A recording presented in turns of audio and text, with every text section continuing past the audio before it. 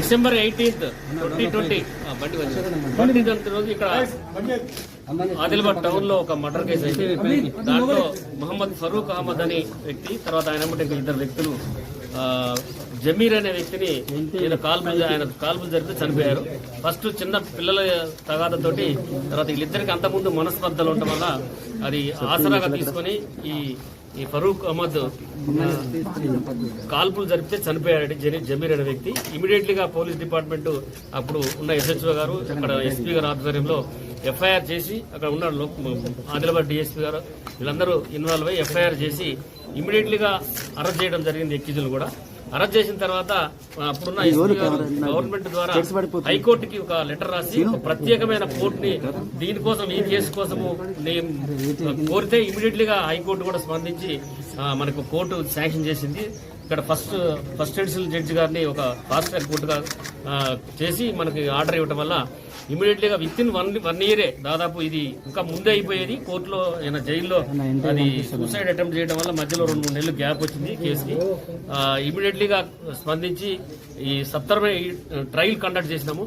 దీంట్లో అందరు విట్నెస్లు కూడా ఇక్కడ 2 టౌన్ ఇన్స్పెక్టర్ గారు, తర్వాత DSP గారు, తర్వాత మన ప్రత్యేకమైన PP గారు, రమణారెడ్డి గారు, వీళ్ళందరూ ఆధ్వర్యంలో ఈ కేసుని డే టు డే నడిపి తొందరగా ట్రయల్ కంప్లీట్ చేయడం వల్ల, విట్నెస్లు ప్రొడ్యూస్ చేసి చేయడం వల్ల కన్విక్షన్ వచ్చింది. ఈరోజు లైఫ్ కన్విక్షన్ వచ్చింది ఫరూక్ అహ్మద్కి.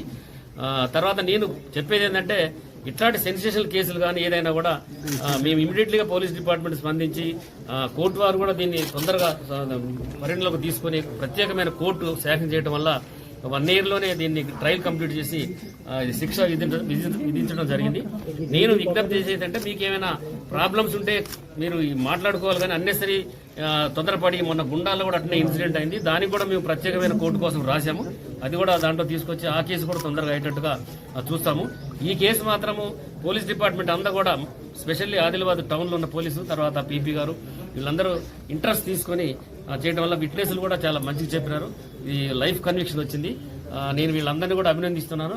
మా పోలీస్ డిపార్ట్మెంట్ తరఫున, ఆదిలాబాద్ పోలీస్ డిపార్ట్మెంట్ తరఫున స్పెషల్లీ PP గారిని, తర్వాత ఇక్కడ IO శ్రీనివాసు, తర్వాత లోకల్ DSP వెంకటేశ్వరరావు గారు, వీళ్ళందరినీ కూడా నేను పేరు పేరున వాళ్ళకి ధన్యవాదాలు చెప్తున్నా. విట్నెస్లు కూడా చాలా మంచిగా చెప్పినారు వీళ్ళు. ఇప్పుడు ఇంకా మీకు దీని డీటెయిల్స్ అన్ని కూడా మన PP గారు మీకు ఎక్స్ప్లెయిన్ చేస్తారు, ఎట్లా కన్విక్షన్ వచ్చింది అయింది కూడా. सबको नमस्कार। सबको मालूम है यहाँ ताटीगुड़ा में 12 दिसंबर 2020 में 18 दिसंबर 2020 में मोहम्मद फारूक जी और अलॉन्ग विद अदर्स जाके वो मन्नन, जमीर और दूसरा लोगों को रिवॉल्वर से फायर करके उन्होंने मरने के उनको मार डाले बोल के वो केस लगाए। उसमें पुलिस ऑफिसर्स इन्वेस्टिगेशन करके 2 टाउन CI श्रीनिवास साहब चार्जशीट दाखिल करे। उसमें 24 विटनेसेस को 24 विटनेसेस को हम एग्जामिन करें कोर्ट में। आज court honourable court first additional district court अब जजमेंट देते हुए और पूरा 3 लोगों के ऊपर दाखिल करें तो 2 लोगों को छोड़ दिए, मगर मोहम्मद फारूक जी को आज जजमेंट देते हुए तो एक आदमी को मर्डर करा और दूसरा लोगों के ऊपर अटेम्प्ट करा बोल के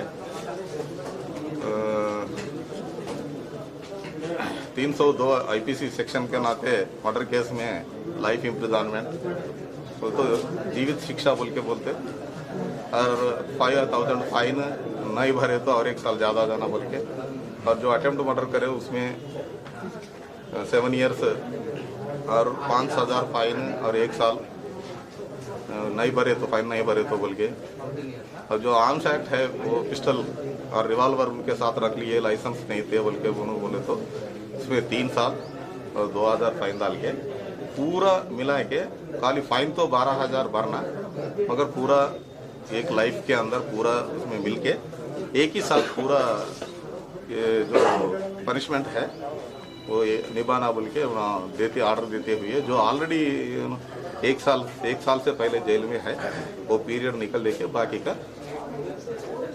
सेंटेंस कंटिन्यू रहते, तो अपील भी उन्होंने भी जा सकते। उम्र कैद बोले तो लाइफ इंप्रिजनमेंट जीवित कैद। वो कोर्ट भी बोले फारूक जी को, अगर से आप वकील को लगा लेते, अगर से नहीं लगा लिए तो भी सरकार को लिखने क्या बोल के पूछे, तीनों मैं लगा ले तुम बोल के बोले, अपील हाई कोर्ट को अपील जा।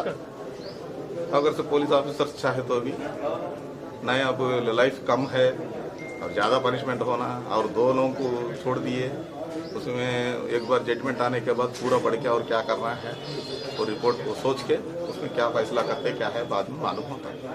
Thank you.